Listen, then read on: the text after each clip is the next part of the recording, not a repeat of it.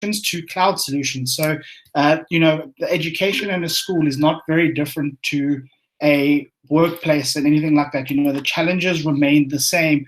The struggles remain the same. And I think I bring a lot of insight into helping schools and workplaces transition. So I'm here every step of the way, and I'm excited to help you along with this journey. So the Google Learning environment and flipped classroom methodology can be quite a scary thing if you're not quite sure on where to start and how to start going about it. I think a lot of the teachers and a lot of the schools that I've been dealing with now at Mobile Guardian struggle to take that first step because, when you're thinking of transformation, I think it's important to remember that this is digital transformation at the end of the day. Going from on-premise learning to distance learning, there's an element of that transformation, and that comes with people that are scared of technology and actually making use of technology and would rather not use it, as far as to budgetary constraints, because it does cost some money to get over the line and get into that position. So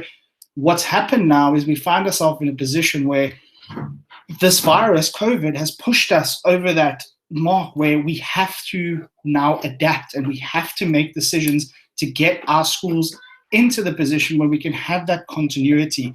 And I think what I've highlighted here and what I want to keep on track is just two tools that Google's providing, if you make use of Google for Education, that they're providing that can help you with some quick wins to get going and start facilitating distance learning. So I'm sure you can agree with me, just sending out an email to students with, here's a list of 11 tasks that I want you to do, and I want you to log on and listen to me talking at a blank screen for 25, 30 minutes is not going to work. We're going to lose those students very, very quickly, and we're not going to be able to effectively manage them at the same time. So Google Classroom is one of those tools, and essentially what Google Classroom is, it's a free web service which has been developed by Google for Schools that aims at simplifying, creating, distributing, and grading assignments in a paperless way.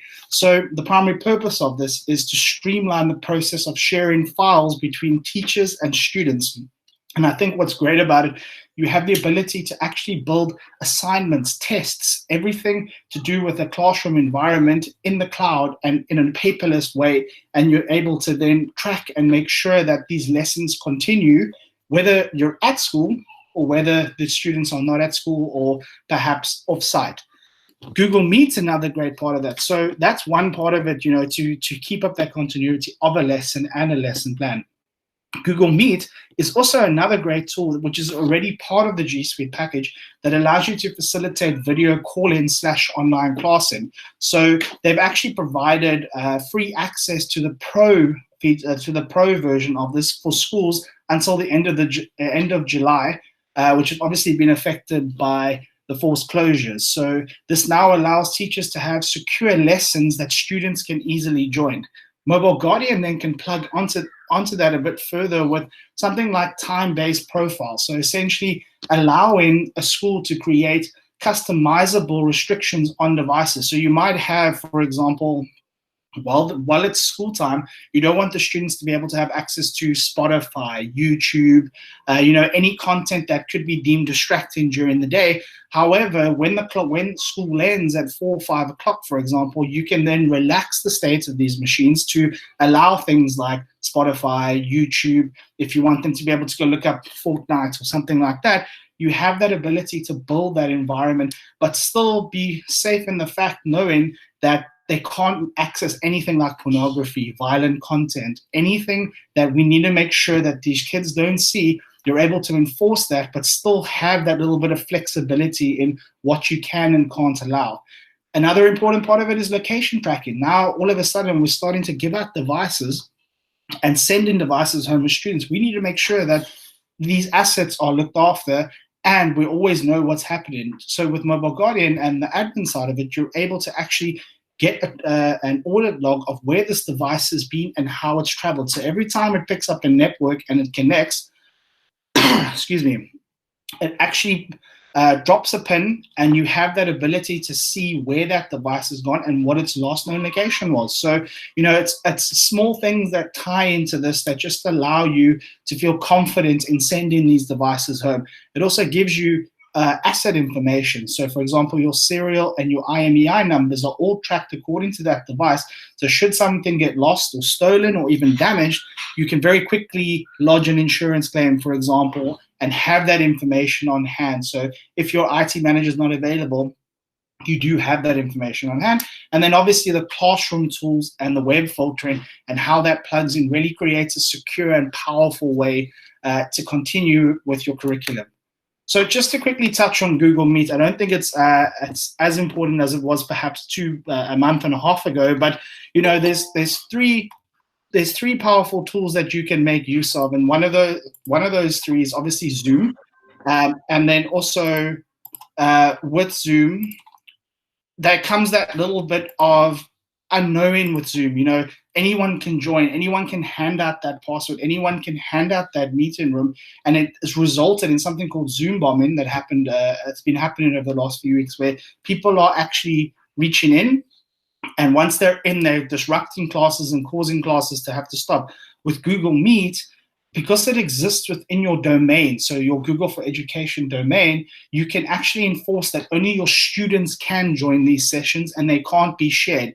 There is obviously that flexibility to be able to say, look, we can allow external access, but the teacher has control of whether to let them in or not. So unless a student has previously said, I'm having trouble with my school account, can I log in with this Gmail address? The teacher's able to not allow or allow them in. So it just gives you that extra security to know that people in these lessons are within your domain and that you don't have that risk of external people joining. So I want to switch over to a distance learning case study and a school that we worked with in Florida not so long ago that were in quite a precarious situation because they had 165 Chromebooks and they did not facilitate a one-to-one environment. So essentially, all the devices that they had and what the students used belonged to the school. At the end of the day, they all put them on a bus, they collect them on a trolley, and obviously off they go. The school now needed to devise a plan to allow these devices to start going home with students. They had a very sophisticated network in terms of firewall and access control and within the actual school, but they had no option to give proxy access or external access to these devices, which meant that when they leave the school and they connect on a hotspot or their home network, all those wonderful e-policies that they've spent time building all of a sudden couldn't apply. And they were stuck in a position where they really needed to make the switch, but they just weren't there. They didn't have that control that they needed.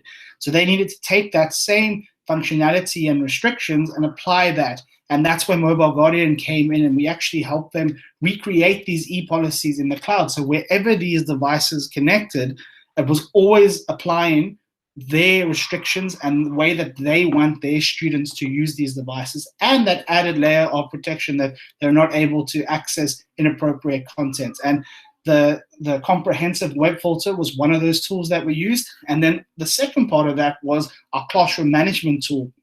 And what that is it's an extension of Google Classroom, which allows teachers to actually track and manage classes on the go and have access. So it's almost like a digital window into these devices that are offsite. So the teacher's able to keep students on task and actually see what's happening on these devices in real time.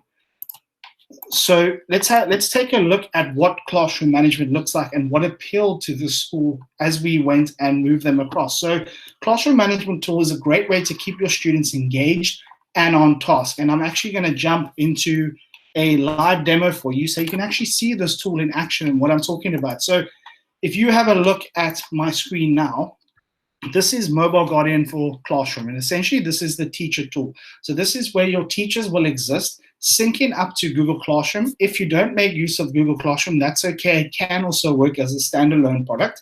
But essentially what it's going to do is it's going to allow teachers to actually manage their classroom in real time. And I'm going to go ahead and actually start a class, and you'll see. So I'm just going to ask it to start a class on Google, and I've got a Chromebook here next to me, and I'm just going to join the class. So what's going to happen is it's going to prompt the Chromebook that this class is starting according to the schedule, and it's going to ask it to join.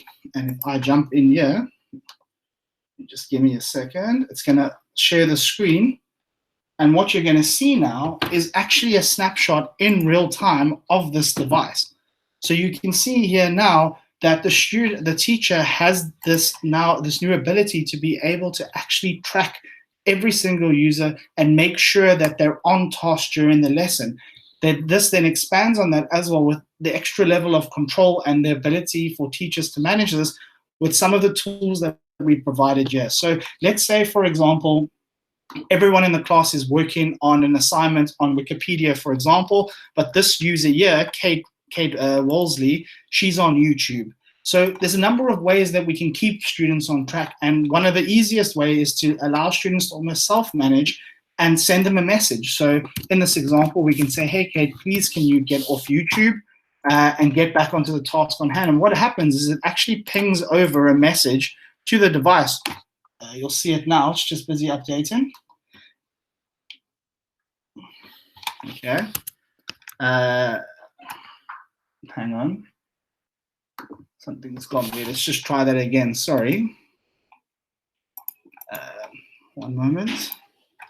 So you can ping over, Kate, to please get off YouTube. And what it's going to do is it's going to push over a message. And you can see there now, not too sure what happened the first time, that it's going to pass on that message and say, please get back on track, and then allow the student the opportunity to go back to the correct tab that they need to. If, for example, Kate doesn't listen and continues to go on YouTube, the teacher can take a more controlled step and actually push her over to what tab she needs to be. So let's say, for example, there was a Wikipedia tab.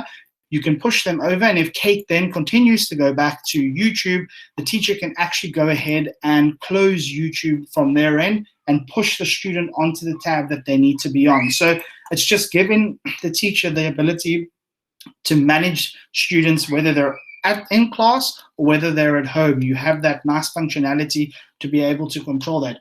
You can also lock the devices. So what that means is, let's say, for example, that during class time, there's a part of the lesson that the teacher needs to provide in front, and the kids need to look up at the screen.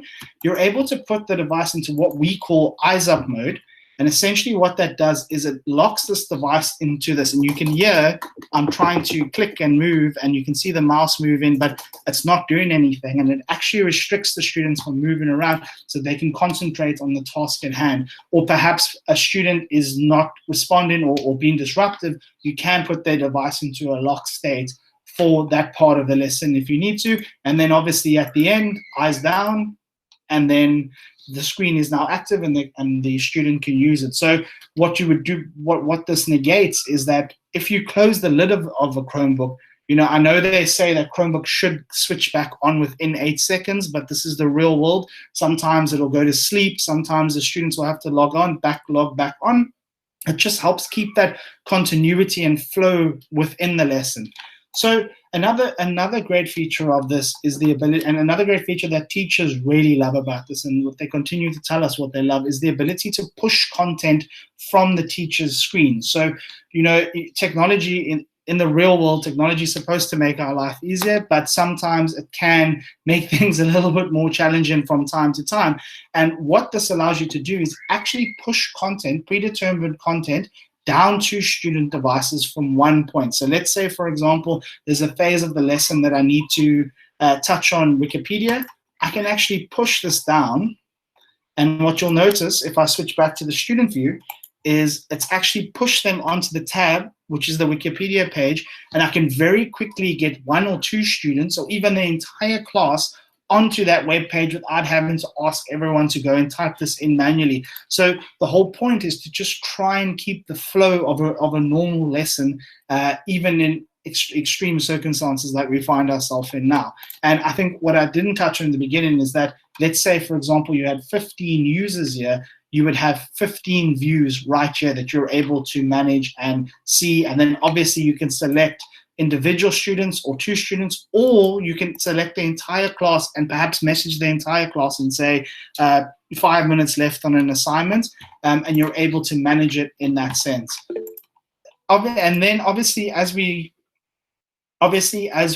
sorry, just for the latecomers, I'll be answering questions at the end, so please continue to just pop them in the chat and I'll reach out to you at the end.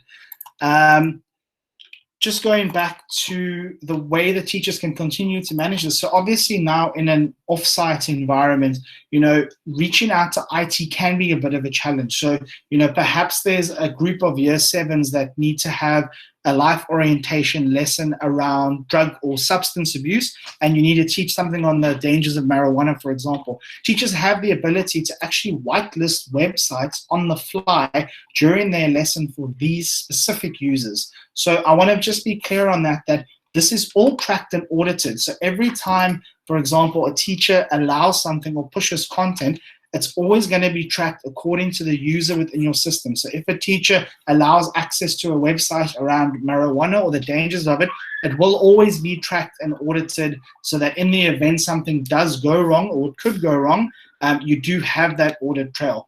What is great, though, is that even with the ability to whitelist some of these categories like adult images, pornography, hate speech, and gambling are always going to be blocked on your baseline profile. So that the teachers won't have the ability to circumvent pornography filters. It's more for the ones around sex education, perhaps, and even substance abuse if you are hosting a lesson like that. So you can see it's just given teachers the tools to be able to manage users a lot better during this and make sure that lessons are continuing as they need to. And then obviously the ability for teachers to self-manage students. So let's say, for example, Kate continuously went off task. She went on Spotify. She went on YouTube. The teacher has the ability to actually quickly jump in, look at the browser history in that class, and actually take a snapshot of that and send it off to a grade head or a guidance counselor or a principal, whatever your escalation policy is. So you can see it's a fantastic tool to be able to manage this. So just jumping back to this kind of synopsis on this.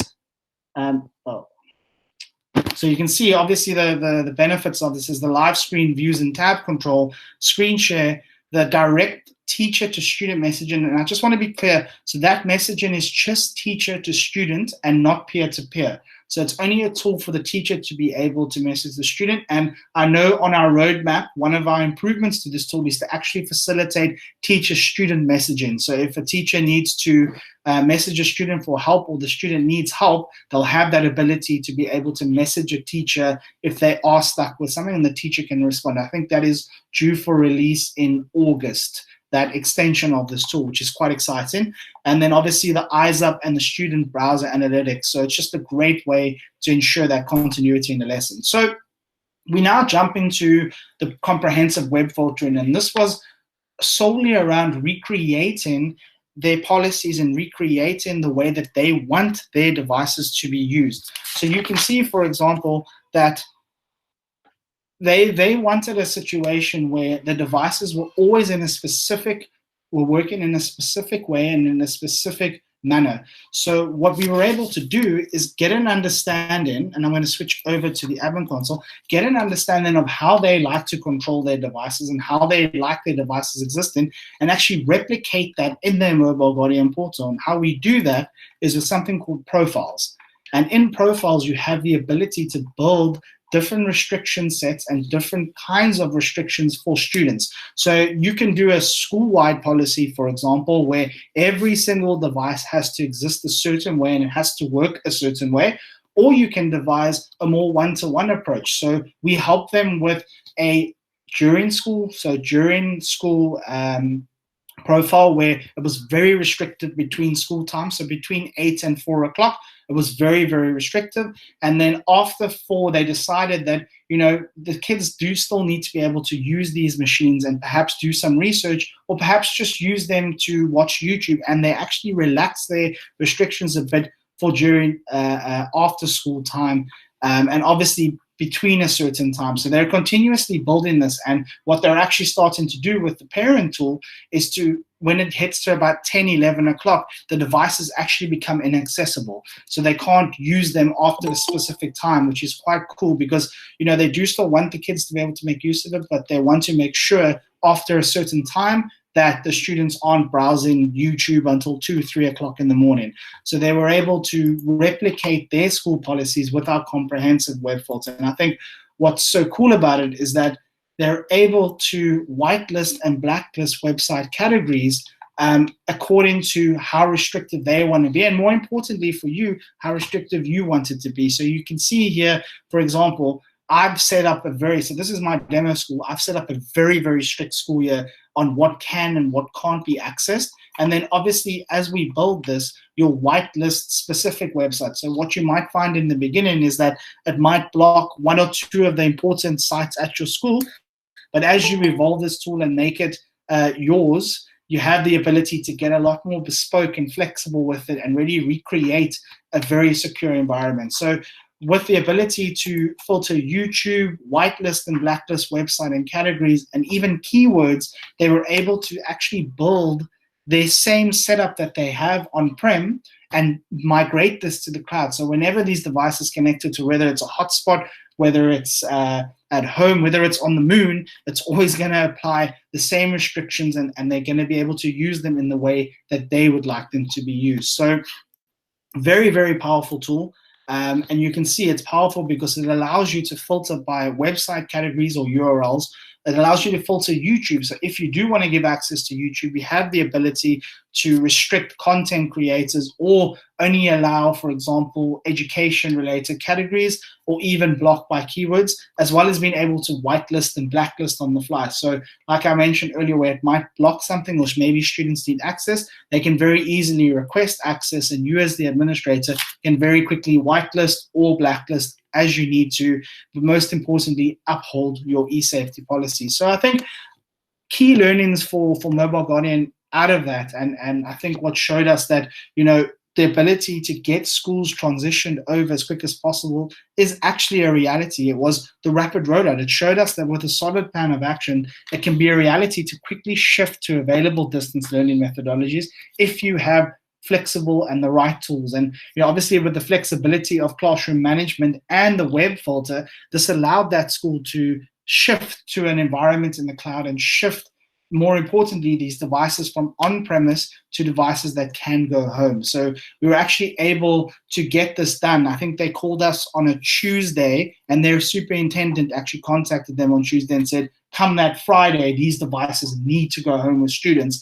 And obviously they had a few odds and ends they needed to do on their side, but from the Mobile Guardian point of view, within one day, we had them onboarded, all of their devices on board, their profiles were set up, and we were actually able to get them in a position where they could send these devices home on Friday. And I think what it showed me was it's a scalable solution. So whether it was 165 devices or 1,000 devices, with the right tools and actually the right mindset, it's very possible to actually make the shift to the cloud if you need to, and really start facilitating distance learning.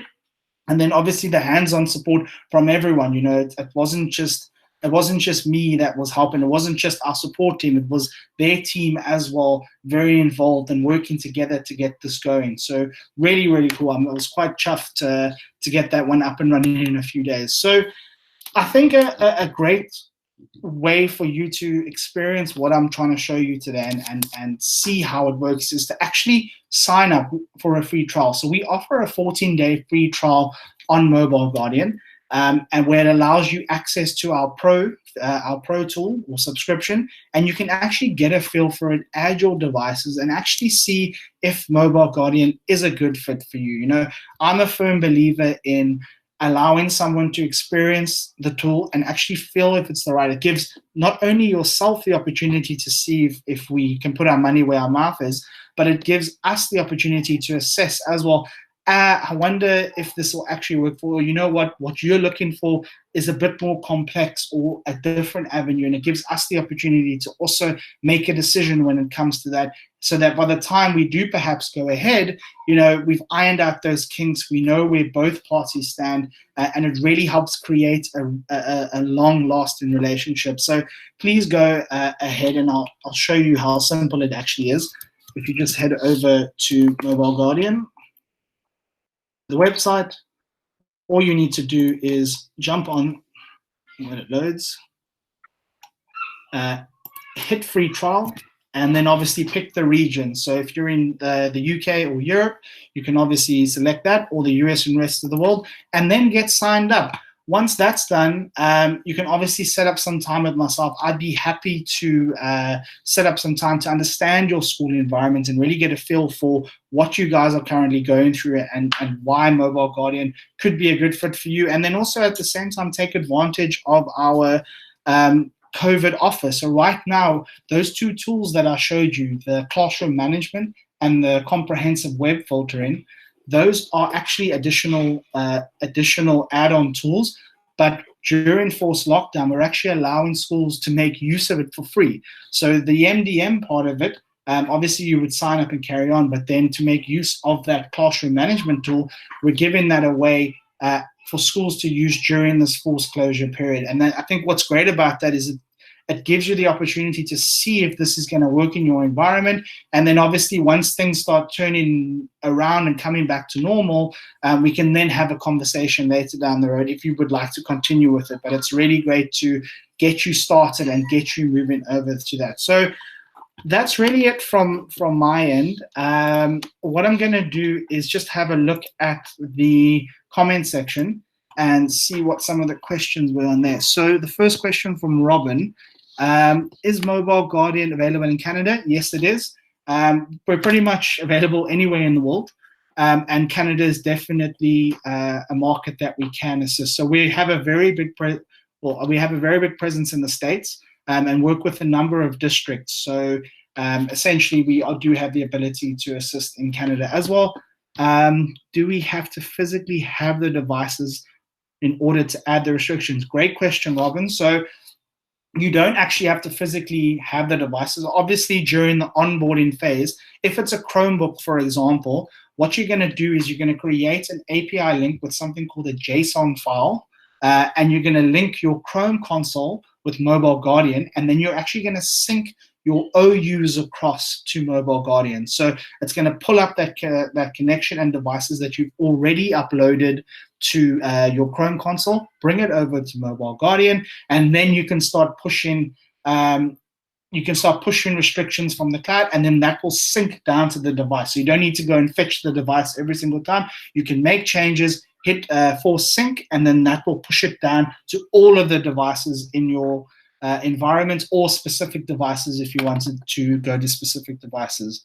Can you provide a recording of this webinar? 100%. I'd be happy to share the recording with this after this. I'll pop you a quick message. What you can maybe do is, I think we do have your email address. I'll pop you a message personally with a link to the recording. No problem with that. Any other questions from anyone? Cool. Yeah, no problem, Scott. I'll send you a copy of the recording as well. Not a problem at all. So I think that's great. I mean, as you guys can see, we're not. Everyone has a different strategy when it comes to how to make the switch and what's the best path. And I think we've really managed to find a great way to help schools transition to this. And I think I'm going to encourage you once again to go to our website and sign up for the free trial. Because it's the proof's really in the pudding. And I always feel that once you can experience what I was talking to, you're going to really find out how powerful this tool is and how it can really start changing the way you look at device management. So by all means, sign up for the trial. Once you signed up, I'll pop you an email, and then we can actually arrange a time to discuss your environment and kind of how Mobile Guardian can fit in. So by all means, once I've sent that, you can always we can always set up some time for individual meetings. Cool, guys. Any other questions? I'm seeing lots of smiley faces and stuff, so I'm glad to see everyone's happy and full of smiles. I think the lockdown has got me a bit over being at home. As you can hear, I'm trying to do a webinar and there's dogs and children. It's quite distracting, but I think it's allowed me to improve as well as a professional. So I guess you got to take silver linings wherever they come. Cool, guys. So that's going to be that. Thank you again. And I'll be in touch with everyone on the chat, and I'll share the recording with you as well. And yeah, please reach out if you have any other questions, and we'll be in touch soon. Cool. Thanks, guys. Have a lovely evening.